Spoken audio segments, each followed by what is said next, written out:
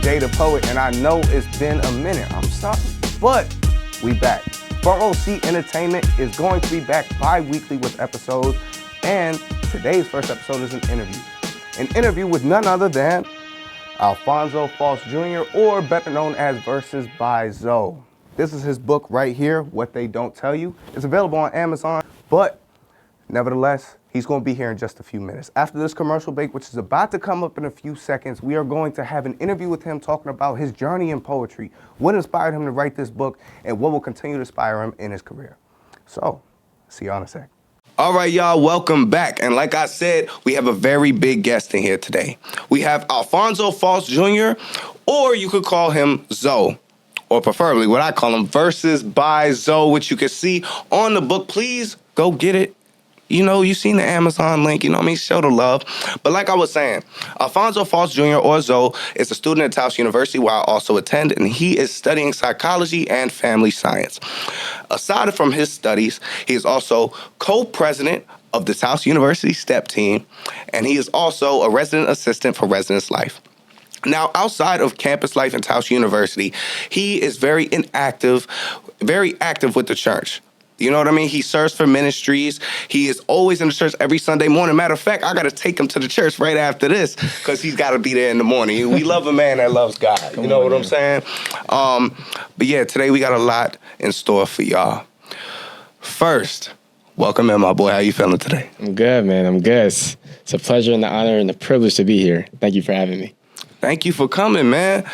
This is a big deal. For everybody that does not realize, this is a young black man, 21 years old, right? 21 years old. 21 years old that has his own book. And in this book, he wrote me something very special, man. I told him that he inspired me to get a book of my own, and he wrote in there, "No, brother, you inspire me." Now, let's get to the nitty-gritty of what that means, right? When he says, "You inspire me," saying that to another black man who has a dream in poetry just like him, that meant the world to me. Because this is rare. This is a rarity, which leads me to the first question I want to ask you. Why poetry, bro? Why poetry? Well, that's a great question, actually. Initially, when I first started writing, I wasn't writing with the intent of, let me be a poet. Nah. So last summer, I worked as a camp counselor, and I wanted to get myself involved in journaling, right? Right. And there was this journal prompt book, and it had like different themes: healing, growth, intention, along with some others. And I had started doing that like every day. Mm-hmm. And as a psychology major, I love thought-provoking questions to make me think, to make me reflect. Love self-reflection, right? So once I started doing that, I said, okay, because I'd never journaled before. So that was my first time ever journaling. And then following up after that, I saw this book in Walmart. It was very appealing. I said, I like this. It's very nice. So then from there, I started journaling. No prompts, just me journaling throughout my day. And it started in August, and I would do that consistently, from August to basically October. And then one day, I was in my feelings, and I was in my feelings. On October 5th, I was in the dining hall, and I was like, I don't know. I was in my, to be honest with you, I was in love. That's a conversation for another day. We all been there. Yeah, I was in love, and I wrote a poem about someone, and when I read it, I was like, whoa, this is something serious. Like, whoa, this is like poetry. Like, right. What? And then I started doing some homework on like villanelles. That's my favorite kind of poem to write, villanelles. So then once I was like, okay, I was able to see like the makeup of what a villanelle was, and I love when things rhyme. So like, let me see this. I make a little dazzle. Right. And I was able to put some stuff together. I was like, whoa, this one is really, really good. And that was October 5th. It's September, a year later, and a book has been made, which is literally insane. And that's literally insane to me. And once I saw that I had first started writing, and I was like, whoa, this is solid. It really kept me motivated to keep writing because it just became like an outlet for me.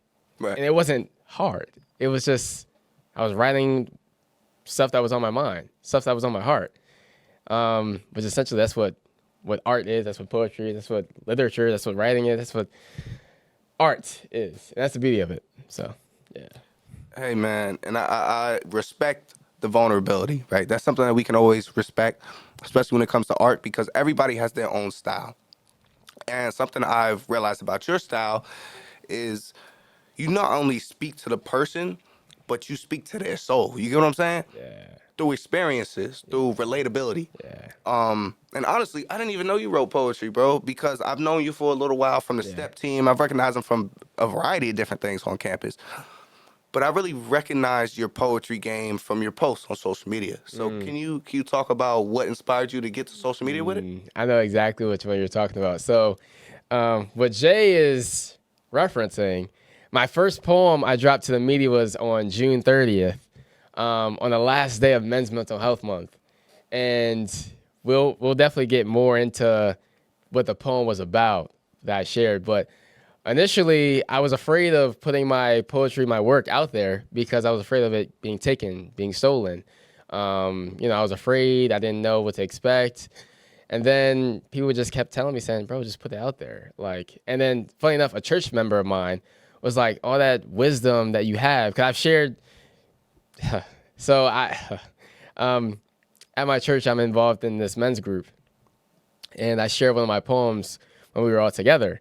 And they were like, showing a lot of love and appreciation for it. And one of my church uncles was like, bro, put your stuff out there. Like, what are you doing? He said, you not sharing your gifts, you're withholding wisdom. You're doing a disservice to people, actually, which really gave me a conviction. It was like, you're right. I should really start sharing my poetry. So on June 30th, I released my first poem, which was about my brother's story and his passing and how it has greatly and immensely impacted my mental health, which is essentially a beautiful thing because my brother also wrote poetry too.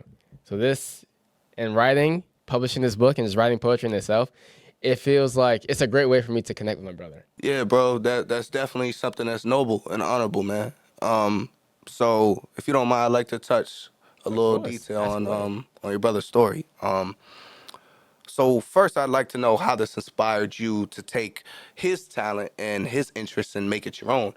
But how does something so traumatic, something so detrimental in your life become something so beautiful? Yeah. Like, how did that process work? Because I know it couldn't have been easy. Absolutely not. So I'm going to share the story of not only my brother, but also my grandmother, because she was the first person, at least in between those two, to pass away traumatically. And I always shed light on my brother's story and his passing, but my grandmother's she was the first. So, and we're going to rewind it back, go down the memory lane. I'm 21 years old, and this happened 7 years ago. I was 14.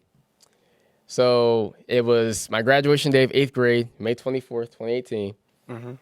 Hours before my graduation, my grandmother passed away in a car accident on the day of my graduation. Hours before it happened. Yeah. Sorry to hear that, brother. Yeah. So I was the first, and funny enough, or ironically enough, I had received the Christian Character Award from my middle school, from my 8th grade, for my graduation. I received an award. I gave a speech as well. I knew that.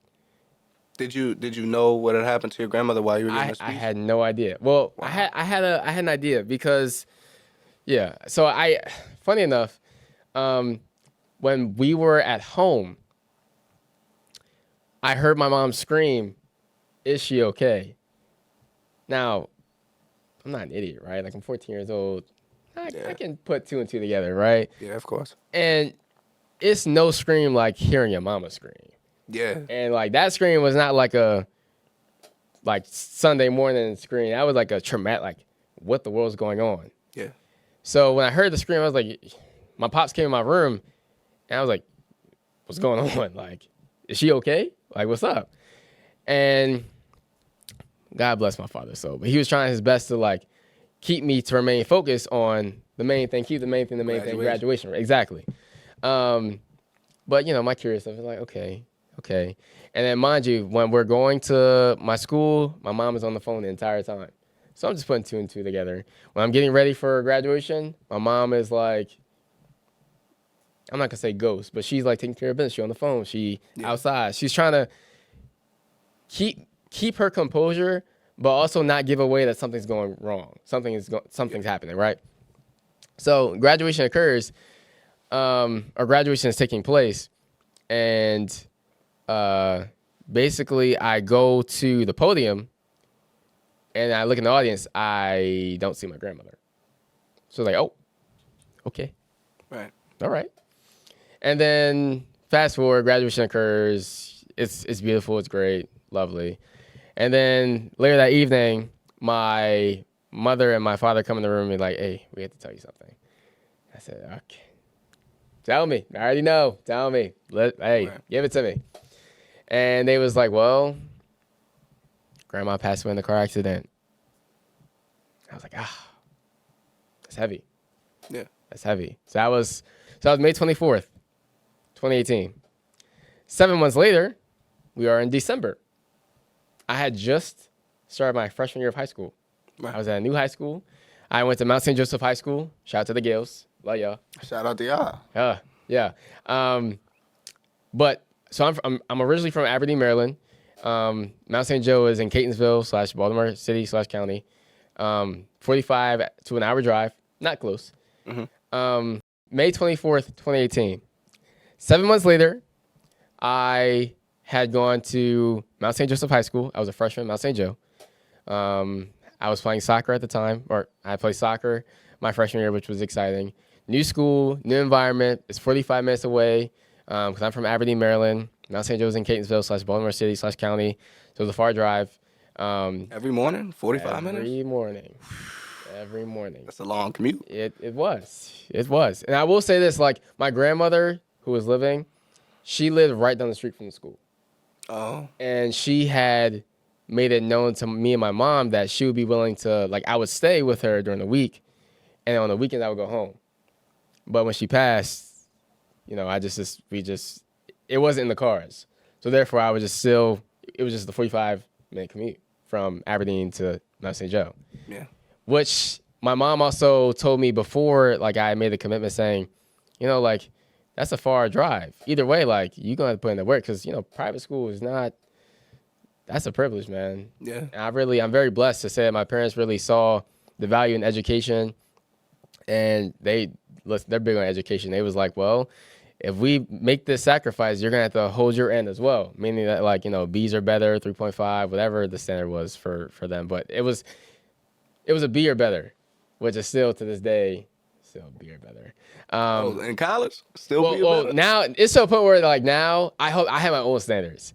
Like, my parents early on, like, I'm talking about elementary, middle school, was very big on education. Yeah. So by having that early, I'm not going to say training, but having that early instilled in me early on in my life, now it's to a point where I just have that expectation on myself. Where it's just like, okay, like, you know what you like.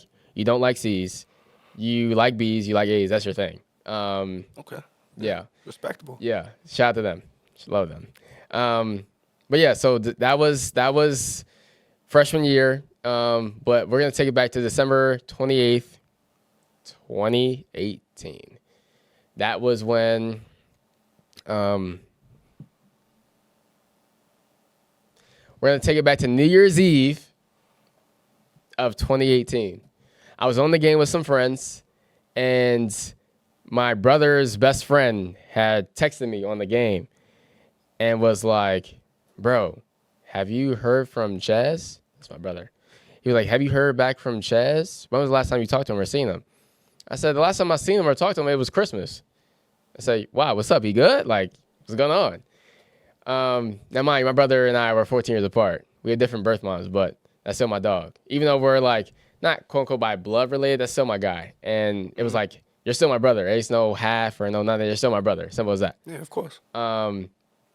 But he was 28 at the time. So when his best friend was reaching out to me, I said, yo, like, what's up? Like, I was confused. Mind you, I'm on the game. I'm about to leave for church, actually, for a New Year's Eve service. Hello, you know how we get down. But I was like, okay, like, what's up? Like, this is kind of strange. Why are you texting me at this hour, asking me about my brother? Like, what's up? And he invites me to a PlayStation party. And he was like, bro, I think your brother's going missing. I said, what? Yeah, nah, bro, you tripping. They're like, what are you talking about? Like, mind you, I'm 14 years old. And I was the first in my family to hear the news. So I'm like, what are you talking about? He's going missing. What do you mean you haven't heard from him in 3 days? I'm sorry, what? So what? And this is 7 months after what happened with your grandmother? 7 months. 7 months. So I'm like, bro, what? Okay. And I leave the party, and then I go back to the previous party I was in with my buddies. I basically tell them saying, bro, I was just told that my brother has or is possibly gone missing. And mind you, we all 14 years old. We don't know what the world, like, how are we supposed to respond to that? How are we supposed to respond to that? Like, what? Like, Yeah, what? like... Yeah, like, so, okay. And then after that, I head upstairs, and I don't tell my parents. I don't tell, because I'm just still trying to process it all. Like, what are you talking about? Okay. And then we get in the car driving to service, and mind you, like, my grandmother who passed away, she was taking care of her mother. So now that she had passed away, we were taking care of my great grandmother. Yeah. Mm-hmm. My mom had taken that responsibility to take care of her grandmother, my great grandmother. So all four of us, me, my mom, my dad, and my great grandmother, were going to church. And while we were driving, my father received a phone call from my cousin who lives in Florida, and like just talking about, oh, your brother, or talking about my brother, saying, oh, have you seen, more so asking, when was the last time you talked to my brother? When was the last time you talked to Chaz? And my father was like, oh, the last time I saw him was Christmas. And then I think I overheard him saying like, oh yeah, something missing. And my mom was like, what? And then she instantly called my brother's best friend, not his boy best friend, but his girl best friend, who is now my sister now. It was like, what's, like, trying to figure out the details, the logistics of what happened, what's going on, that kind of thing. Yeah. My mom was on the phone the entire, and mind you, I've seen this before. My mom was on the phone the entire time while we're in service, she's not on the phone the entire time, but she was trying to get info and insight of what the world's going on with my brother. So was this like a deja vu moment after her being on the phone the whole time during your graduation? I wouldn't say a deja vu, but I was just like, okay, what the world's going on? Like, this isn't the first time this has happened. Like, what's full of uncertainty? And I don't really know what, like, I'm not in the mix. Like, I was just like, I'm in the world of not knowing, right? So, it wasn't fun. And during that time, so I was New Year's Eve, and throughout that entire time, it was a mix of putting out flyers, looking out for them, missing posters, sending it to social media, to Facebook. Actually, my mom was on the news. Like, it was on the news station, trying to get info. We had detectives. Like, it was getting serious, but nothing worked. We were getting some insight to the point where, like, they were able to check or to see his tracks, like find his tracks. And they saw that the last thing they saw of him was him going in an alley by himself. And then that was it. There was nothing else. And then later on down the line, basically in March 15th, 2019, that's when they found him in the water of the Inner Harbor of Baltimore. And when we saw the autopsy, or when they discovered the autopsy, he had passed away due to drowning intoxication, meaning he had passed away from being drunk and being found in the water. So personally, that's why I don't drink. I choose not to drink, and I choose not to go down that road of using any kind of substances, because I learned that my brother, he's a great human being. But I also learned that he was struggling when she had passed. Yeah. So, and obviously we all know that we process grief very, very differently. And I learned that early on. But I also learned that some people can tailor to coping mechanisms when they're in pain. And I saw that that's what my brother was doing. And that's why I'm choosing not to partake in those kind of activities, because I see what I've seen what it can do. And that scares me. And also, not to mention too, like,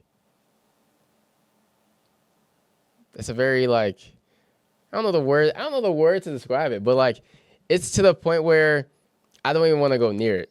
Yeah. Like, I've gotten more comfortable when people are drunk, whatever the case may be, but don't ask me because I won't take it's part. Something you have instilled in yourself. Yeah. Like, it's something you're going to stay away from, regardless of what somebody else does. Right. And there's no shade, there's no harm, there's no judgment on anyone that partakes in anything of that nature. I make that very, very clear. However, I'm not the kind of person to partake in any kind of stuff because of my personal experience of substance abuse with my brother. Right. So yeah, that's what grief. Grief is very interesting. It comes and goes in waves, and I've been like, I like to tell people that I've grown up with grief. I would say those were the two main people in my life that passed away early, who really, really like more so because it was uncertain. Like, my grandmother on my father's side passed away when I was 12 due to cancer, bone cancer, on December 23rd. Near Christmas, so that's multiple passings near Christmas. Yeah, it's a lot of anniversaries. It gets tough, but I will say, like, I've grown up a lot with grief, and like, there was a point in time, I think it was 5 people in 4 years, or four people in 5 years. I don't remember the logistics, but when I first started counting how many people I was losing back to back to back, I was like, yo, this is insane. Like, and seeing the backlash, not the backlash, but seeing the effect of grief and how it can really impact a family, I'm like, yo, this is insane. Like, my family literally, I like to, well, I don't tell people this, but after the passings of my grandmother on my father's side, my mom's side, and then my brother, I just felt like my family on both sides, it was just disconnecting. It was dysfunctional, because I just feel like grief can really break up a family. Like, grief really has the ability to do two things: destroy your family, or bring it closer together. Exactly. And I feel like, unfortunately for me, on my aspect, and I love my family, however, I'm just going to tell you how it is, grief destroyed my family at one point.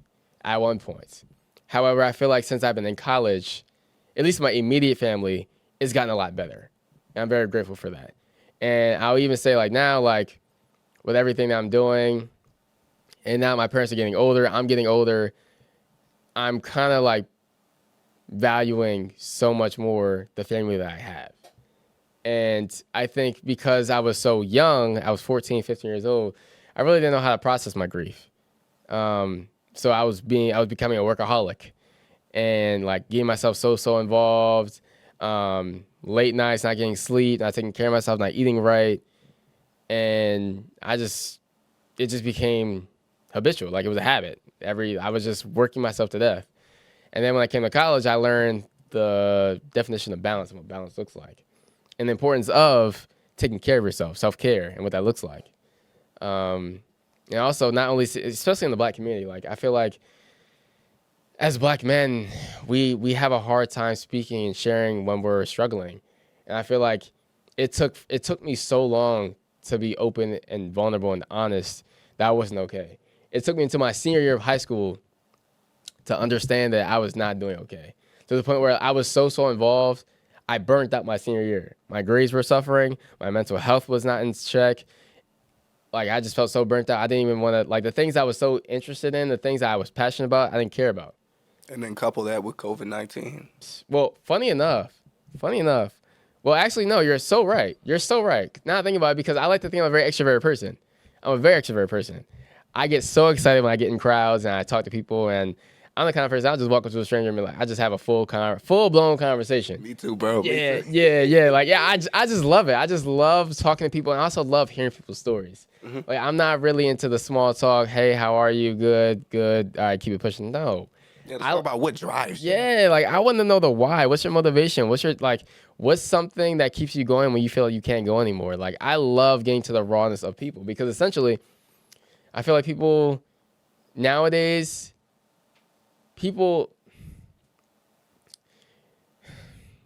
I feel like nowadays there is so much more to people, and people want to talk about themselves. People want to share with you. You just have to ask the right question. You just have to ask. And the thing is, like, this is why I love about psychology. People want to talk about themselves. They do. Yeah. They do. People love talking about themselves. Love it. That's the best way to build connections. I'm telling you, people love talking about themselves. Give them the platform to speak, they will speak. If you provide a safe space for them to speak, they will speak.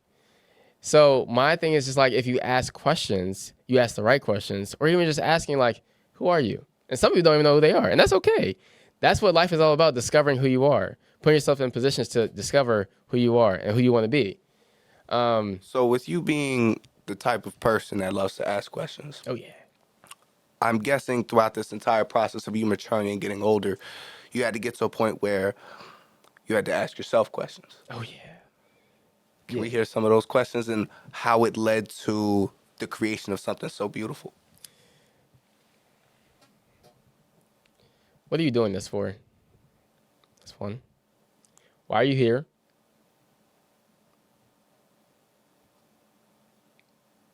Who are you doing this for? What is your why? If the world ended today, if you died today, or if you died tomorrow, how would you like to be remembered?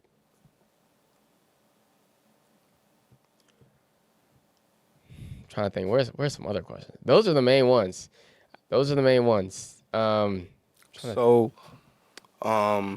Say that one more time. Those questions. Pick three and then say those. Pick three. If you died today or tomorrow, how would you like to be remembered? What is your why? And who are you doing this for? Which, I'm not going to lie, who are you doing this for and your why can be this exact same answer, funny enough. But I guess if we're going to add another one, who do you want to be? Who do you want to be? Ooh. There's no guarantee in this life.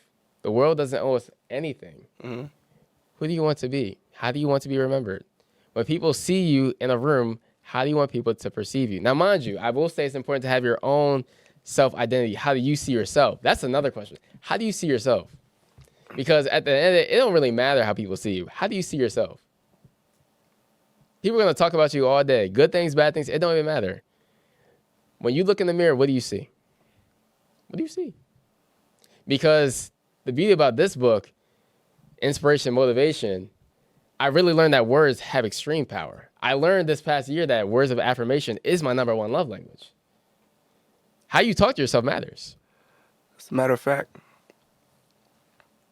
this wasn't part of the plan, y'all. This wasn't part of the plan, but I want to read something to you. Go ahead, do you think, please? Because what you've spoken about is something that I've learned from being talked to by my parents. I have two loving parents. God bless them. It seems like we both got pretty good parents. Hello. You know what I mean? Shout out to Shout out Parent Black community. I know that's right. But there's a poem that my mother showed me, and I feel like it has exactly the same substance that you're talking about. So I'd love to read it for you and then hear your thoughts about it. Absolutely, please. So the poem is called The Man in the Glass. Ooh. When you get what you want and you struggle for self, and the world makes you king for a day, just go to the mirror and look at yourself and see what the man has to say. For it isn't your father or mother or wife whose judgment upon you must pass. The fellow whose verdict counts most in your life is the one staring back from the glass. Some people may think you are a straight shooting chum and call you a wonderful guy. But the man in the glass says you're only a bum if you can't look him straight in the eye. Ooh. He's the fellow to please, never mind all the rest, for he's with you clear to the end. And you've passed your most dangerous, difficult test if the man in the glass is your friend. You may fool the whole world down your pathway of years and get pats on the back as you pass. But your final reward will be heartache and tears if you've cheated the man in the glass. Oh my gosh. Now, this is an anonymous poem. I've been doing a lot of research. There probably is information on who the writer is. If somebody can look that up and put it in the comments, I would very much Please appreciate it. do. Oh my gosh. But yeah, That's a banger. I've known that poem for a little while now, and it's something that's dear to me. And it seems like you have that same wisdom inside you, which is amazing at such a young age. Yeah. So can you let me know what that poem means to you, and you know what I mean, kind of like your own regurgitated version of that, and what you would tell people if you're trying to convey a similar message? Oh, that's a beautiful thing, man. That poem, man. You can either be your own best friend, or your worst enemy. And I learned that early on. But I will say I really learned that also in my college years, because you get to meet I love Towson. Shout out to Towson, y'all. Shout out to Towson. you. Can we just take a second? Bro, let's take a... I love Towson. We love you. We love you guys. Y'all are a great place full of great people. The community is top tier. I'm biased. I mean, #1 university In Maryland. in Maryland for a reason. Like, Talk about it. I'm sorry.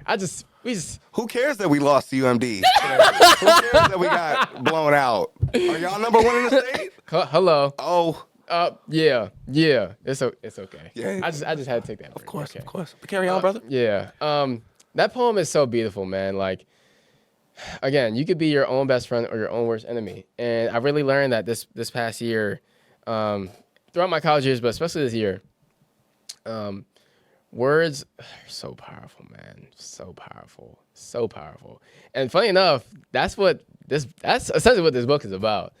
When I was just reflecting, in my reflection, I wrote a lot of poems, trust. There was a point in time I was writing 3 poems a day. It was insane. Talk about it. It was insane. Like, when you're in that zone, you just be writing. But yeah, like this book right here is fully about inspiring and motivating people. Not to mention the other theme is straight facts. I feel like this is a book that people can relate to, because it talks about things that we can relate to on a day-to-day basis, regarding building one's self-esteem, reminding yourself that you are a leader. You weren't meant to be average. You're not average. So stop walking like you're average. Stop like talking like you're like, bro, like walk into who you are and who you were meant to be and who you were called to be. Like, woo, Head up, chest out. woo, literally confidence. That's literally it. Confidence, not arrogance. You're not bigger than the program. No, that's not it. You're someone with a gift, meant to share it with others.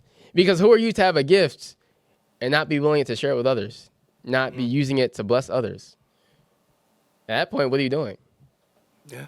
So, but aside from that, inspiring people, motivating people, and reminding people that you are not only loved, but you are enough and that you matter.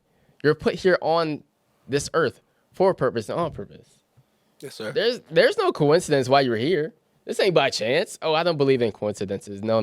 Me neither, brother, man. No. You're here for a reason. You have a purpose. Because if you didn't, you wouldn't be here, respectfully. I believe that everyone that you come across, you were meant to. Me and you, how we met? Oh, this ain't by coincidence. Not at all. Not at all.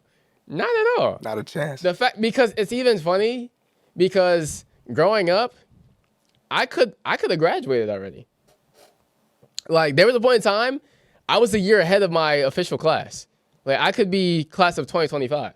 Yeah. But I repeated another grade in kindergarten or pre-K. Instead of I started early. That's why. I started early. And then when I transferred to another school, I redid like pre-K.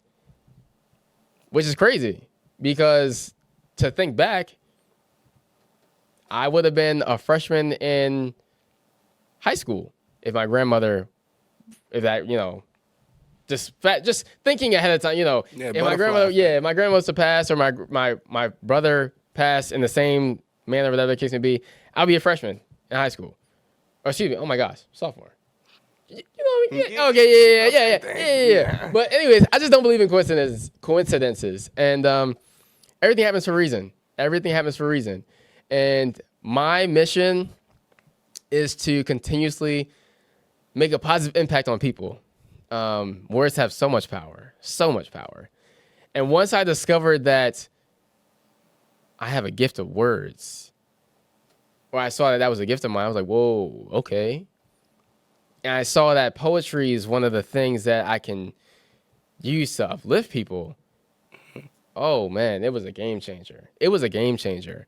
Because there was a point in time I had written poems for others.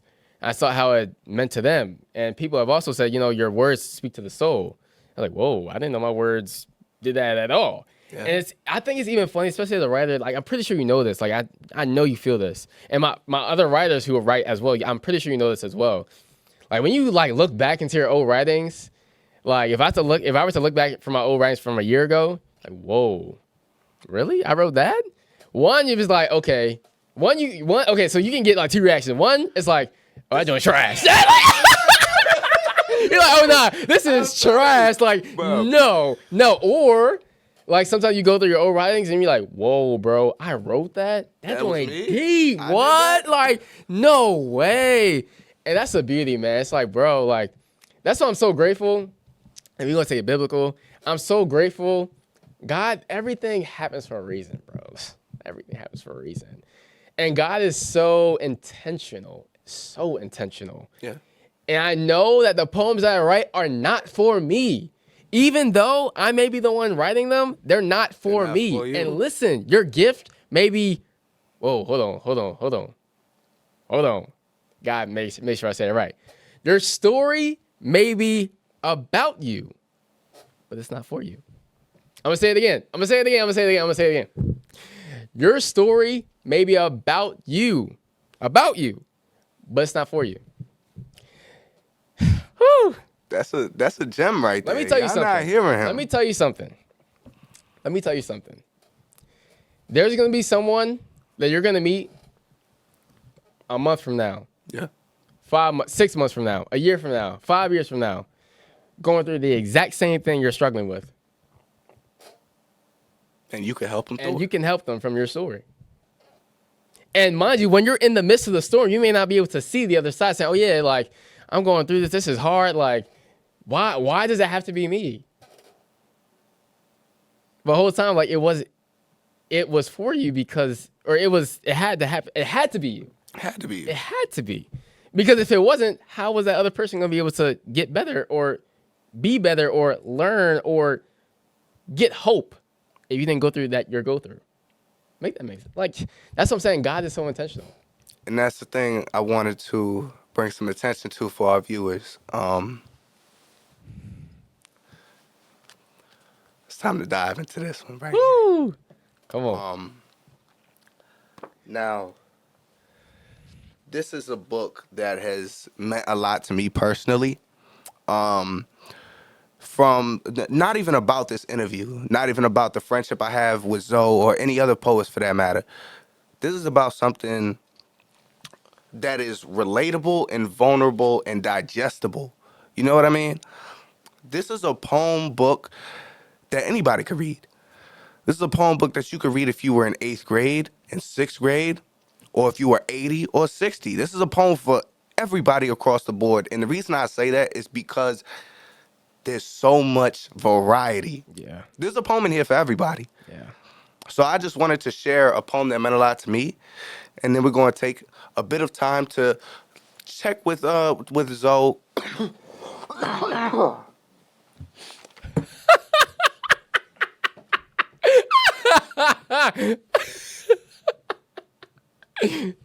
Bro, if you could like beat the shit out of your own body, I would do that shit, bro. Like, but like I was saying before my body, you know what I'm saying? But there's so many different pieces in here for everybody. A lot of variety. I just wanted to share a poem that meant a lot to me before we turn it to Zoe and hear some of his favorite pieces. And then we're going to go to commercial break again. And then we're going to bring in my homeboy, who is also a fellow poet just like us. Yes, sir. So the poem that you wrote called You Matter. Confused. Let me give you a tutorial. Please be cautious. This paper ain't nothing but material. When will we address the mental illness? All that trauma? Maybe it's time to uncoil. It seems like it turned you heartless. Please don't make me go to another burial. Here's a reminder for everyone. Your life matters and you are not worthless. So, what I want to know is, what made you write that? Because it's not only vulnerability that's showing through that because of things that you've gone through, but it's so selfless. Because it's like you could take the time to speak about all the things you've been through. Like in so much art, it's about you. It's about, oh, I've been through this and I've been through that. But you're saying, I know you've gone through this. And know that there's another beautiful day, a sun that's shining and a rainbow that's stretching across the sky on the other end. So what I want to ask is, why did you write that poem and those like it? First of all, I love poetry, y'all. Poetry's great. Poetry's great. Love poetry. Love my poets. Love my writers. Love y'all. I literally remember writing that, actually. I do. That was during winter break of my junior year. I was in my bathroom. I was really down in the dumps, actually. And funny enough, winter break, that's during the winter time. That was during my brother, like the anniversary, like a lot of anniversaries. So I was in my feelings. And I think I was just feeling like, bleh. I was bleh. Like, I just wasn't feeling it. I wasn't feeling myself. So that was like a reminder to myself that it's okay. You matter. Like, you matter. You matter. You're enough. You're okay. It's okay to not be okay as long as you don't stay that way. So I was like, okay. So I was in my feelings one day. I just started writing. You matter. You matter. And that's also, it's actually interesting that you brought that up too, because we are in the month of Suicide Prevention Month. Yes, we are. And that literally is what that poem's about. Suicide. You matter. I don't want to go to another burial. I can't afford it. So I want you to know that you matter. And regarding to other poems of that nature, that's why I love poetry, man. And that's why I wrote this book. Inspiration, motivation, to remind you in simplistic terms of poetry that life may be hard, but you can overcome. You can do hard things because you've done hard things in the past. What did he say? He did it before and he could do it again. If he did it before, he could do it again. Ty Truitt, man, that's my guy. Stop playing. Ty. VICTORY. All right, my fault. I'm going to start doing backflips or something. Hey, we talk about the Lord Jesus. Hey, man, nothing makes me happier, man. But before we go to our commercial break, I just wanted to give you the opportunity to share a couple of the poems from this book that you'd like to read to me and our viewers, of course, that you think would hit them in the heart. For sure. Now, I will say this. This book right here is available on Amazon. Click the link. I will say the price is it's on Amazon for $12.99. I made it that way for a reason. My target audience, in all honesty, is for the youth. I'm not gonna lie, when I first wrote this book, it was for the youth. And it still is for the youth. However, it's open for all because I feel like anyone and everyone can get something out of this. Because we all need inspiration at times. We all need some motivation. And sometimes we just need to be reminded that we can do anything. We can overcome. You can overcome. You. I don't know who you are, but let this be your confirmation. You can overcome. And I just want to let everybody know, $12.99. Let's give or take the price of a Big Mac meal. I know all y'all Big Macs. If you could blow $13 on a Big Mac meal, you can get this book. But go ahead, brother man. Okay. I'm gonna read two. Okay. All right, bet. This one right here is a fan favorite. Actually, yeah, I'm gonna read two. Yeah. Funny enough, this is the first poem of the book. This is the first poem of the book. Start off right. start the year off right. All right, let go. The title is called Elevation. Welcome to 2025.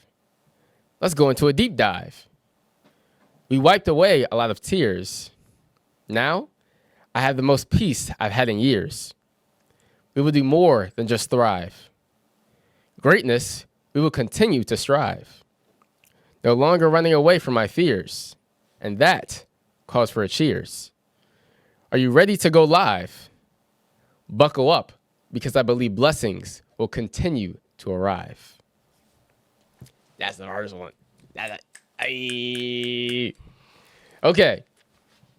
Initially I was going to read one from the book, but then I remembered I have one on the back. Ooh. So I want to read that to you. And if you read these, or if you're hearing these poems right now, and you're like, whoa, I want to hear some more. Hey, it's on Amazon. All right. Last one I'm going to read for y'all. Be observant and pay attention. No one speaks on the significance of intention. Everyone wants to soar like the birds, but they fail to realize that actions speak louder than words. Which is why it's important to listen, but even more important to watch what they do. Not everything they say is true. This is what they don't tell you. Ooh! Ooh! And that's the title of the book. Yeah. Thank you so much, though. I wanna extend my appreciation for doing this interview with me. I hope y'all learned a lot about what it takes to, 1, overcome challenges, and 2, turn it into something beautiful. After this commercial break, I want to introduce me and Zoe's homie, Hello. Danielle. That's my D right there. So we'll be back with you in a moment. Peace.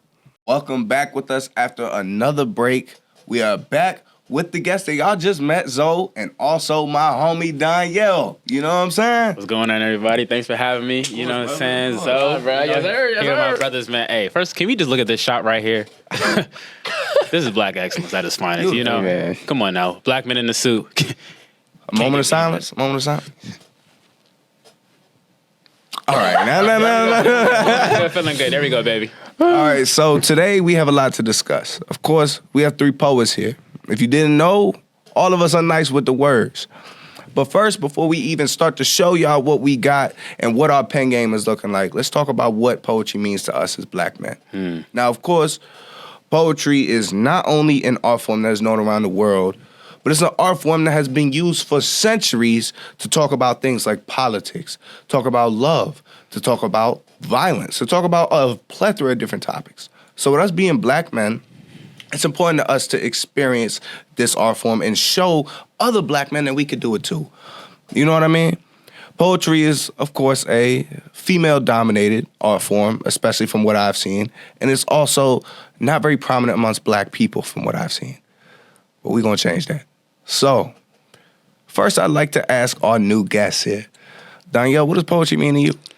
Poetry is everything to me. You know, I feel like something that a lot of people really kind of seem to overlook is how poetry within the civil rights movement, before the rise of the civil rights movement, was the way we got to get our words out, you know, because if a black person wasn't able to perform in these juke joints, they weren't able to go to these clubs, right? They didn't have the only black-only clubs. How are we supposed to get our word out? We wrote our own poetry, you get what I'm saying? And it could be start writing your own journal, right? That's usually how we all started, right? And then one day, we had that moment where we said, I want someone to see what I wrote, you know? No beat, just my own penmanship. And then when someone reads your poem, you be like, oh, dang, like, you know, so like you not only do you appreciate what I wrote, I get to really see what I wrote come to life in 3D because I actually allowed someone else to see it. And I feel like poetry is something that's so powerful that a lot of people need to start putting out as poets because poets be lazy, let's be honest. Sometimes we be lazy. We be like you said, we be hiding our gifts. And someone could learn, grow, and be inspired by your words. So that's why I live my life as a poet by being able to always put myself out, be vulnerable, and always be able to just show who I am through my writing. You know, so that's what poetry means to me. It's beautiful. Absolutely. And, you know, some I've experienced in poetry, and I just want to ask if you guys have experienced the same thing. When you feel it, when you feel it, you have to stop whatever you're doing. Yeah. And write. Because it's not really like, I don't know if other art forms, I'd love to have conversations with musicians, visual artists and drawers, if it's the same thing with them. But us as poets, at least from my experience, when I feel the juices flowing in my brain, I don't know the next time I'm gonna get that feeling. Mm-hmm. It's like an animal, like when they're hungry, you know what I mean? They got food, they don't know the next time they're gonna eat. So they're gonna eat even when they're not hungry. So us, as poets, man, every time you get that feeling, I've been on the road driving and just had to pull over. Oh, I gotta write something right now. So we can start with you, Zoe. Have you experienced that? I have a story time for y'all. Oh my goodness. Woo. Okay. So there was a time I was having a hard time, and I wrote 40 poems. Whoa. 40 in less than 27 hours. Wow. In less than 27 hours. 1, 2, 3, 4, 5, 6. All the way up to 4. Okay, so 5, 10 times 4. 40. Lord have mercy. Yeah. I was going through a hard time, and I was just in a writing fixation. I was just writing, listening to music, writing, listening to music, writing. I was in the zone. I couldn't stop writing, and now I will say this: I'm okay now. I was about to say, brother. No, I'm okay. I'm okay. 40 poems, you know, like I don't like writing 40 paragraphs. It's just, you know what I'm saying? But 40 poems, y'all know how hard 40 poems are? Sheesh, man. And that time stamp too, yeah, I was. It was a hard time. He was eating, writing, sleeping, writing. You know, it literally is funny because I reached out to a friend of mine, and I was like, I said 40 in less than 27 hours, and fam was like, "Did you sleep?" They were like, "Did you sleep?" I said, "I did. No, I did. It's just I was really going through it. I was really going through it, man." But yeah, like I will say, besides that, like there have been times where sometimes I'll write 5 poems, 6 poems. When you're just in the zone, sometimes I just think it just comes to you naturally. It's just like, oh, once you find that rhyme, because I like to rhyme. Most definitely. And just in general, or just free verse, when it comes, you just gotta stay tuned. You don't you just tune the world out, and you're just locked in. And it's a great time. Ain't it? It's a great time because you're just so ingrained in your craft. It's like, ooh, nothing can get me off. It's like ooh. I feel like poetry is like digging with no destination, but then when you get to the treasure, that's actually your soul. Like, you know what I'm saying? Yeah. You really dig in until you find that what you need to hit that mark in your soul. And then once you see it and then you say it out loud, you be like, oh, I'm cold. Nah, facts. You be like, real. I'm cold. And I think it's just beautiful because, like you said, as Black men, it's like, and it's funny that you said the whole, how it's poetry is a more of a female dominant space, because I feel like from my life I've seen more male Black poets than anything in my own true experience. Yeah, like I've grown up just watching a lot of Black men be poets. You know, Love Jones, watching things like that. That was my whole inspiration of just seeing Black men speak. You know, the R&B tip. You know what I'm saying? Singing to a girl. All right, cool. I'm gonna write a love letter. You know, all three. You know what I'm saying? First lady back there. I already know he be writing you some love letters. You already know. Right. You feel me? Look. You feel me? So I think we have a benefit and a blessing to be able to like tap into our emotional side and be able to just not only see what we're feeling, but be able to write it down. Like it's an automatic response to how we're feeling. I think it's a blessing that we need to continue to do. And I feel like knowing all of us will continue to do that because we love it. You know, and when you actually love something, you're not going to want to just stop, you know, and say, all right, I do this here and there. Like, you're going to be like, okay, I got to prove to myself that I love this, you know? If you love that girl, you're going to keep taking her out no matter how busy you are. I don't know what them pockets looking like. You be like, you know what? Let me ask bro for some dollars. Yeah, or I'm going to find a way. Yeah, I'm going to find a way to make it happen. Find a way. Yeah. And I also say, like, writing is so beautiful, man. Let this be, I'm not going to say a sign, but, like, if you want to write or you even journal, just try writing a poem, man. Yeah. Like you will feel so accomplished once you do it. And then you read it. Like I have a buddy of mine, shout out to my guy, Patrick. Love you, man. Such a king. Shout out Patrick. Yeah, shout out Patrick, man. Bro came to the book launch. He was at the book launch. And we actually go to the same gym. And like I remember I shared we talked about poetry or whatever. And he told me that like he felt inspired to write, and he actually has showed me a few of his poems. And I was like, that's such an honor and a privilege that someone feels not only comfortable but safe enough to not only share with you their art, they're sharing with you a piece of them. Yeah. Poetry comes from the soul. It's not like poetry comes from the soul. Like, and even like when someone writes it down and gives it to you, you some kind of special. And it's like, my mother says this all the time because she is a huge fan of poetry. If you don't feel it, you ain't doing it right. You know what I mean? And that comes with reading it and writing it. And something that I've experienced with poetry is sometimes it feels like you're not even writing. You know what I mean? It's like you're writing it, but it's like Zoe said, like you said, you go back and read it and like, I wrote that. And sometimes even in the moment while you're writing it, it feels like, you know what I mean? Of course, we live in this matter-driven world where we can see and touch and feel things. But when you're writing poetry and when you're experiencing art, and I'm sure singers and rappers and everybody else experiences it too, you're really in tune with your spiritual self. It ain't just you holding that pen.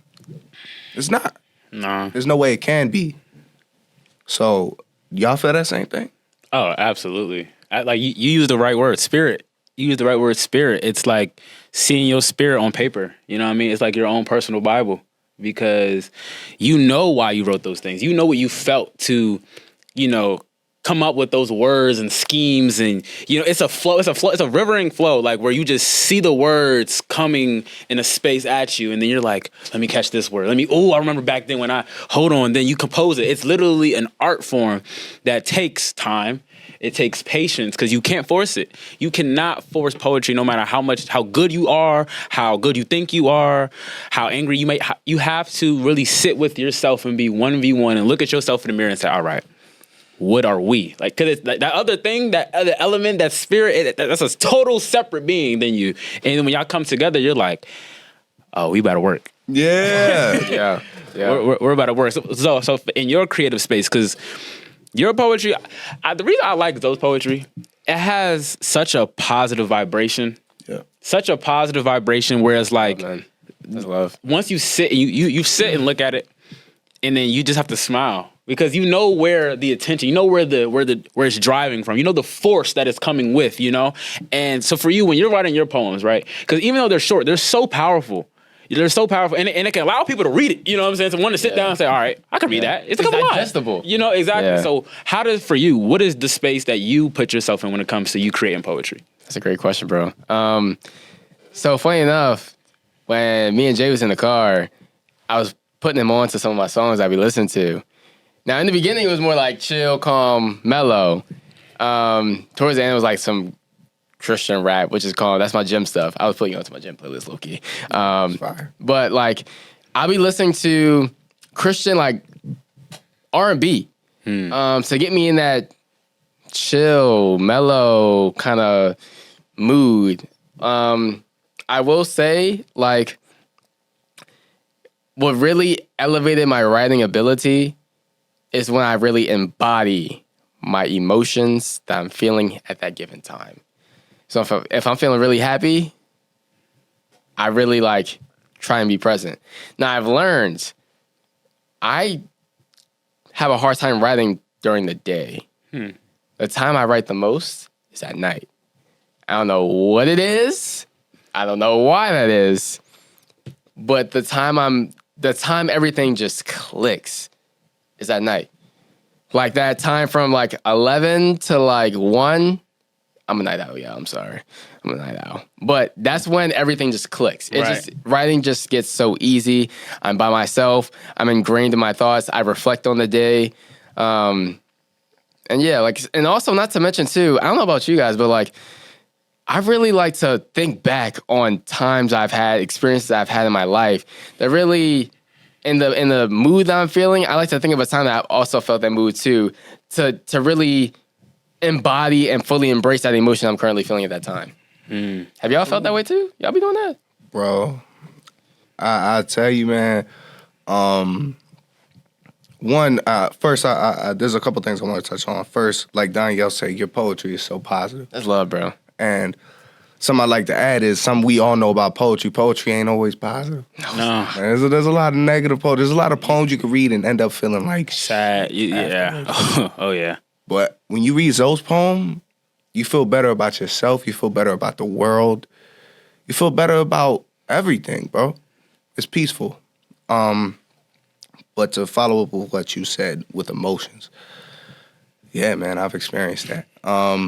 When I write poems, a lot of times, and this is a safe space. Yeah, this is. I do shed a tear a lot of times when I write poems, especially poems that are true and dear to me. And that's how I know. And you, like you said, you have to really embrace that feeling. Yeah. You can't run from it. And sometimes feelings don't always feel good. Sometimes you feel something while you're writing and it doesn't feel good. Even if you're talking about something that's good, if you're crying, it's sometimes not a great feeling, but you can't run from it. Ooh. You gotta embrace it. Let it spread. Like don't shut it off. Don't close the door on it. As bad as you want to, let it go. Let it in. And then once you do that, something beautiful comes to be. So yeah, I 100% agree. What about you, yo? Man, like, because for me, like, what I love about my poetry the most is, because I'm a very multifaceted person. Y'all know me. I'm always doing something. You know what I'm saying? Yeah. So when it comes to my poems, it's more of like an episode. It's like an episode of a TV show. You get what I'm saying? So every time I'm creating a new poem, it's a set message, feeling, and moment that I want to share and captivate to the audience so they can be in that moment with me. You get what I'm saying? So if I'm in a, you know, hey, look, we both Cancers, you know what I'm saying? We all of us lover boys up here, you feel me? So if I'm in a lover boy feeling, you know, I might just reminisce, you know, and reminisce on the good first. A lot of people reminisce on the bad first, you know what I mean? I'm gonna reminisce on the good first. You know, I'm like, dang, I missed her. Should I call her? No, I can't call her. I remember. You know what I'm saying? So I'm like, oh, you know what? Okay, let me not. That's the problem with being the lover boy, bro. I'm not gonna So then, who you telling? So then I catch myself, I sit there, you know, and I go through the motions, you know what I'm saying? And then because I took myself down memory lane, I just created a whole new path for myself to come back to reality, to share with them how I felt back then. So I get to put myself, it's like time traveling, you know? So poetry allows me to time travel. So I get to time travel back to the spaces. I can put myself in a future mindset of how I'm feeling. And a lot of times when I write, I always imagine myself telling the audience what I'm doing. So that's why each poem, you really get to sit and think and imagine, oh, like, I really felt like I was there with you, you know what I'm saying? Like, with her, like, where's she at? I'm like, oh, yeah, she gone. Like, she's gone, you know what I mean? But definitely, like, poetry allows me to be, in a sense, my best self, because when you create something, you kind of have to battle a little bit. You kind of have to battle with reality in a sense, where the timing of which you're creating something, you have a time limit, deadline. If you want to feel like, if you feel like even writing something, like you said, it's 11 p.m. to 1 a.m. You might be tired, you know what I'm saying? You might have an assignment that's due. You might have a late assignment that was due and you really need to do that. But you giving yourself that time to actually create something, it's like going to the gym. It's like when you're in that gym, you don't want to leave. You know what I'm saying? Yeah. You don't want to leave. So I love when I get into that space of writing, because then I get to learn more about myself through my writing process, you know? So definitely, like, being able to be emotional and real with myself allows me to create the best poetry that I can make. That's real, bro. And you know what, yo? You saying that really sparked something in my brain. Because one of the beautiful things about poetry that I've seen is there's no rules, bro. No rules. You're free. And he taught me that, because anytime Jay performs, I don't know if y'all know this, like, he has a sequence of how he performs something. Like, he always does 2 poems back to back, minimum. And I love that about him, because, like you said, there's no rules. Sometimes if in a creator space, you think we conform ourselves to these invisible rules, you know, so these social norms that aren't even real. So when he does his poem, oh, he just starts going. You be like, oh, he has no guidelines. He doesn't care. He's getting raw. Like, his poetry is raw. It's cutthroat. It's like cutthroat poetry. It's like, I'm going straight to you, straight to the source. You know what I'm saying? And I just love how you be able to, you reflect on a lot of the things, how you feel about the world to the real world. So it's kind of like you're talking directly to the world about how you feeling. You get what I'm saying? But I just wanted to, you know what I'm saying, give you that quick little tangent. You know what I'm saying? Proceed, brother. Proceed. I appreciate that. That means a lot, bro. Nobody's told me that before. Yeah. I be learning. I'm like, yo, why am I only doing one? I got multiple in the vault. Like, you know, like, why am I like, what? I'm like, yo, okay. And she's like, you got to be around people that's going to stimulate your creativity. You get what I'm saying? Yeah. All of us do our own thing. So when we see each other, it's like, bro, I'm proud of you. It's like, you proud of me, gang? Yeah. I see you doing it. Yeah, that's real. So we That's get real. to help remind each other. And because we're all humble and also doing our own thing, but also we show love. And that's something that for myself, God told me to do this year. Going into this year, it was like, yeah, like you're loving, but show more love. Because the more love you show, that love's going to come back to you in so many different ways that you be like, oh my gosh. So the fact that how any of this started was me coming to an open mic and Jay said, hey man, I love your poetry. I'd love to have you on my show. And then he saw what I did on the show. Now we're back here again. You know what I'm saying? Chilling with Joe. It's like all of this is just love. You know what I'm saying? That's why it's fruitful. That's why it's beneficial. That's why it's amazing to see Jay. Just can we take a second? Just look at Jay real quick, y'all. You know what I'm saying? Like, look, you know, look at the studio we're in, the camera work, the production. You know what I'm saying? Like, it's a blessing, man. This guy right here, man. Blessing, you know what I'm saying? Look, he got the suit on. You know, it was a long story about him putting on the suit. You know what I'm saying? We ain't gonna get into. Mom, love you, Mom. You made him mad. I ain't Mom, he was mad at you. Mom. Nah, let's take a sec. Let's take a sec. Nah, I'm playing, man. I love you. I ain't gonna do that. You know what I'm saying? You know, shout out my Dukes. You know, what I'm saying? Dukes, love you. You know, love you. Shout out to all our moms, man. Shout out to all our moms real quick mothers. because you know, Shout out Mama Dukes. And fathers. Well, shout out to both fathers. all of us. Shout out to both of them. Shout out to the parentals, man. But yeah, Zoe, it looked like you had something you wanted to fill in and add to. Oh, no, absolutely. I was definitely going to add on. Hold on. Oh, my goodness. Hold on. Because let me tell you something. Literally, when the year first started of 2025, my prayer was to have a community. I like to think that growing up, or more so like in my high school years, I was the floater. As I stated earlier, I lived in Aberdeen, Maryland. My school was 45 to an hour away. So like all my peers I made throughout the school year or throughout the school, they lived far away from me. And, you know, that wasn't very fun. Like everyone, you know, lives all close to each other and I'm the outcast, or I'm the outlier, I should say. I'm the outlier. And like I would like to say that I think I have a gift of talking to people and getting to know people genuinely. And I was able to make connections of all over, from the athletes to the really, really intelligent kids to the like the theater kids, because I did theater at one point. I was able to connect with people from all over. I like to think that was a blessing of mine, or a gift of mine. But my prayer this year was to have a community that like people I can rely on, and to have people who, I'm not gonna say are doing something similar to me, but are also walking in their gift, walking in their gifts and talents, walking in their purpose, are confident in who they are, those who are, have a community of those who are confident in who they are, walking in their gifts, walking in their purpose, elevating, growing, not staying stagnant, not choosing to be average, not choosing to be average, knowing that they are called to do something bigger and better, and they're walking in that and living proof of that. And I would like to say that since I started taking my faith walk seriously, I've been seeing the fruits of my labor. And I will say that over this past year, I've been blessed to have community, and not only my church family, but my school community as well. Like guys who are uplifting me. These guys too. Like I've been so blessed to have people in my corner who want to see me win genuinely. No ties attached. It's like when you win, I win. Right. And that's a beautiful thing. And I will say that when it comes to sharing love, spreading love, and I will say that there's nothing better than unconditional love. No ties attached. And how I choose to live my life, how I try my best to choose my life, is to love people unconditionally. And I'm going to take it biblical. I'm sorry. Actually, I'm not sorry. I'm going to take it biblical. There we go. No, I'm going to take it biblical. That is the love of Jesus Christ. He died for us because he loves us unconditionally. And since I started taking my faith walk very, very seriously, that is how I'm trying to, and I'm choosing to live my life. When I interact with people, from all people, it doesn't really matter who. When I interact with people, I try my best to greet you with a smile and treat you like a human being. Because you deserve to be treated like a king or queen, because you are. There we go. See, Absolutely. So that's how I try and choose. That's how I like to live my life. And I'd even add on to that and say that us as 3 artists who are black men and growing, there's no room for envy. Sure. There's no room for that.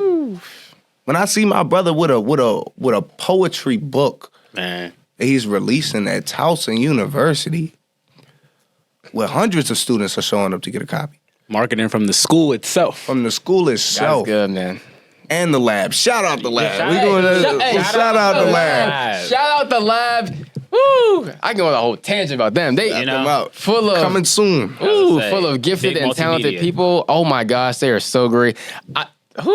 So my little brother, I have a couple of brothers in there, but my little brother, he literally doing this thing. He's ready to come up in here real soon. Can't wait for y'all. Please tune in for that episode. Can't wait. Tune in. Elijah Brantley coming soon. But I'm gonna also tell y'all that there's no room for envy. When I see my boy Danielle, all the things he's doing, working for the Career Center, he just got to Towson. He just got there less than a month ago. He already got on it. screens. Like He's all around the campus. This dude's literally cooking. Like he is. Yo, I'm like, what can you can't even say that. Like, bro is literally winning, literally doing so much, bro. Like, bro is literally in his bag. I'm so proud of this guy. Like, every time I see him, I just, it's like, yo, you inspire me. Like, you literally inspire me. Like, bro literally inspires me. Like, bro literally got there freaking less than a month. He was there before even he literally did an open mic night before he was even enrolled in the school. Yep. What are you doing? Man. That's the day I met him too. How did you Literally. even get here? Like, bro has been on game since before being a full-time student on Towson's campus. Yeah. He's been studying the game. He's literally he's doing great things, man. Please I stay appreciate tuned that. for what more he has to Appreciate come. that. I appreciate His that. future is very, very bright. Thank you. And you said the right word. You said student. I'm a student of the game. A lot of times I feel like I definitely do portray my personality and talent in everything that I do, but I feel like very few people actually acknowledge and recognize like the genuine planning that, you know what I'm saying, and the position that first thing first, God puts me in. Lord Jesus. Because literally I would have never been at Towson for what's y'all see right here, where it is, right here, TU pendant. Boom. You know what I'm saying? I represent TU because Towson University, and it's only week 3. Towson University, what is going to bring and create, what is going to allow me to do and be to my community and just for myself, I'm speechless. You get what I'm saying? I can't even explain the appreciation and just the admiration that I have for its community, its infrastructure, like the fact that I met both of y'all there in 2 different spaces doing things. And like a lot of people don't like, on New Year's, I went to Towson. I'm on the top of the Union building praying to God over Towson University saying, God, I know you're going to get me here. I don't know how. I know I'm going to have to put in work. Let me earn it. I was like, your grace is sufficient, but allow me to work to prove to you that I deserve this. And I put my head down. I stayed focused. I wasn't out here doing people wrong. I wasn't even out here like that. Like I was talking like, dude, I was so focused and just committed and intentional with every move. I got my own house at 21. Full ride. Hold on. What? Full house? You said house? I got my own house. House at 21? 21. Keep going. I got my own house at 21. Full ride scholarship at 21. I'm at a new school, got a new job, and it's only 3 weeks in. I'm a part of 3 big corporations, one that you're a part of and 2 that you're a part of. So this is family, bro. Can we just? I appreciate y'all, man. Bro, I appreciate y'all, like man. that's so admirable, man. But it's like you see, we're here to work. Like we're here to work.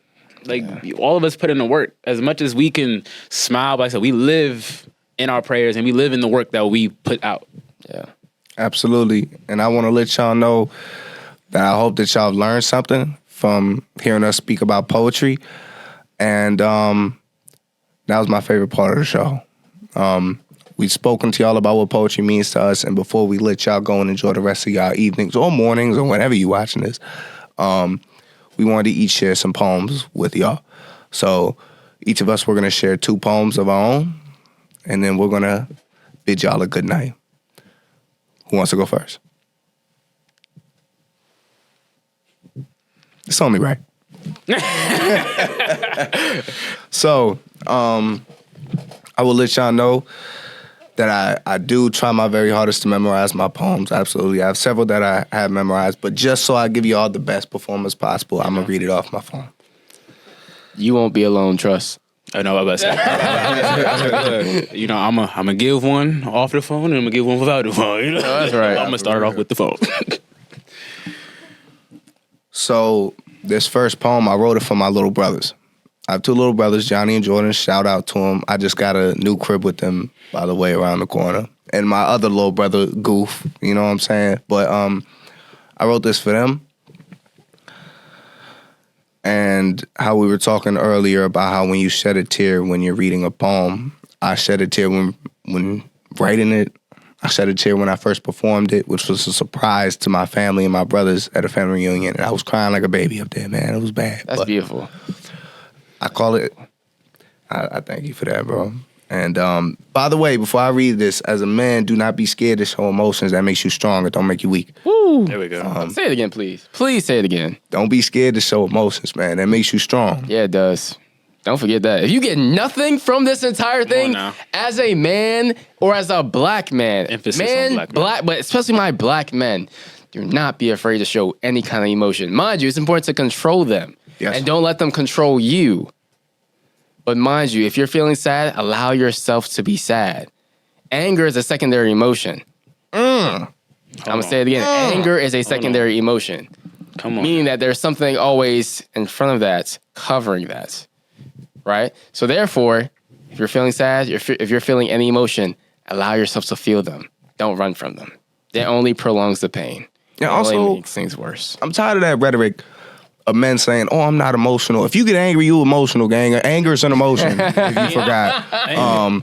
But the poem that I wrote for my brothers is called "I Am My Brother's Keeper."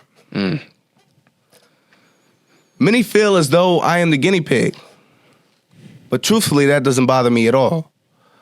Because any and every time my brothers have seen me slip, trip, and fall, I made their world safer. One less landmine for their foot to land on. One more sure step towards success for their feet to balance and stand on, so I ran on into the fire. And with every day this planet turned, new challenges I've overcome, new badges and stripes that I've earned. Even every time I was battered or beaten, every bruise, blemish, or burn represents a life lesson, a lesson I've already learned. And now God has given me the opportunity to show them which correct paths to take. To not only learn from my success, but more importantly, learn from my mistakes. Mistakes I hope to God that they never have to make. So I take full responsibility to do my very best to keep my little brother safe. Even though I can't fly or lift cars, and sure as hell don't wear a cape, sometimes being a superhero is as simple as laying down some yellow tape. Teaching them when to proceed with caution and carefully consider your every step. Then teaching them when to go full throttle and aggressively turn on the jets. Teaching them never to bite the hand that feeds you, but also teaching closed mouths don't get fed. Teaching them when it rains, it pours, and never let failure or achievements go to your head. Teaching them when to fight for something, and teaching them when it's time to move on. Teaching them it's kind of hard to spot out red flags when you got rose-colored glasses on. I'm grateful for the opportunity to sit down with my little bros and tell them, man, I'm not telling you what I think. I'm telling you what I know. Ain't no reruns in this life. Once it's done, that's all she wrote. So when I say be better than me, my nigga, I mean that shit from the soul. And when I say I've been there, I ain't talking folklore. And when I speak, it ain't opinions. Those are echoes of old wars, but I'm still young myself. So we really going through it all together. And I learned just as much from y'all. Always know you can hit my phone whenever. From the cradle to the grave, from the crib to the coffin. And even though I'm getting older and I don't see you guys as often, it was like yesterday we was running through the woods, little kids chasing dreams. Now we grown men carving our own paths, but we still stitched at the seams. So whenever I'm asked about being the oldest brother and how hard it is, I respond saying, I don't mind being the blueprint. I embrace being the guinea pig. I don't mind leaving behind footprints to see them go even faster and further than I did. Because at the end of the day, they are my strength. They are my drive. They are my will. They are my brothers. And I was raised to always be my brother's keeper and forever look after one another. Boom. Oh my gosh. Oh my gosh. Cool down. Cool. Yeah. Cool down. Yeah. Hey, I appreciate it. I can't even sit back down. Yo, what? I appreciate y'all. See why brothers in tears? My gosh. Yeah, man. That was clean. Thank you, brother. Man, Jay, just Jay the poet, ladies and gentlemen. Hey, God, I appreciate that. Jay the God. Man. Thank you, guys. I appreciate that. Next, my boy Danielle. Let us know what you got. All right, y'all. So I created this poem. I want to say around April. So I'm 21 right now. When I turned 20, my promise to myself was to be a better man and to grow, to build myself up into adulthood. So I made the conscious decision to go to therapy. I was in therapy my whole entire junior year at College Park, and I've grown significantly from therapy. Everyone who's watching, you should go to therapy. Whatever your therapy is, there's plenty of different sources and outlets, but everyone needs therapy. We deserve therapy. So this poem was inspired from my journey therapy, and this poem is called Selfish.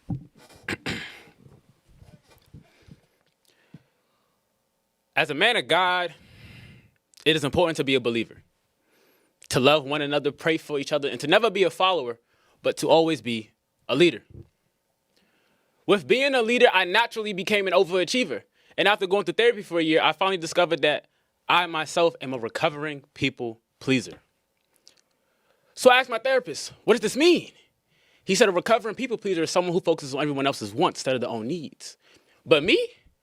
Well, I completely disagree. You see, I told him that I'm just a lover. And he said it's great to be a lover, but when you love, you're waiting for the applause and validation of others. I asked him, convicted, what do you mean I'm waiting for the validation of others? I don't need nobody's validation. He said, everyone needs validation. But for you, that's why you've always succeeded in school, because you've always embraced the applause that you received at every graduation. I left that therapy session in silence, as if every word he spoke to me was a source of violence, but to be honest, it was his words that would eventually bring me guidance. So it was here where I decided to be real, which resulted in all the emotion I decided to hide to finally be revealed. I am a recovering people pleaser. And in this room, I see so many people who look just like me. So many people who've never been locked up, yet they've also never been free. So many people who have the strength to walk alone, but they've always entertained others because they never had peace at home. So many people who knew they should have left that person, but it felt so wrong, but deep down they knew that it was the right decision all along. Everyone listening, understand that you are a success story in your own right, and that it's important to never allow someone else's darkness dim the bright shine of your light, because it is your life. But most importantly, it's your decision to live it right. Usually in a school, they say that, we learn from our professors and teachers. But by the end of this night, I hope that everyone was able to grow and learn from the 11 words of a loving, recovering people pleaser. Thank you. That was clean. That's real, though. Brother, man. That's real, though. I felt that. That's real. I appreciate y'all, man. Appreciate y'all boys, man. You know what I'm saying? That's beautiful. Thank you. Now for the man of the hour. Close this out, though. All right, y'all. I'll bring y'all back to the book. I'll bring it back. I'm gonna just read one. Nothing too crazy. Have y'all ever heard of the golden rule? No, sir. The golden rule? Treat others how you want to be treated.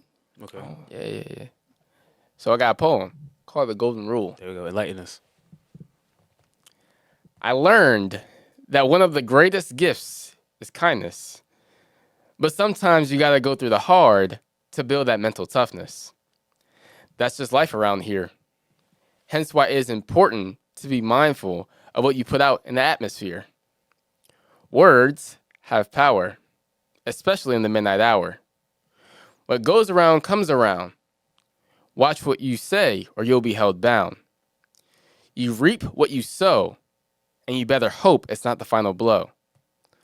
all this to say, treat people the way you want to be treated, or suffer the consequences of being depleted.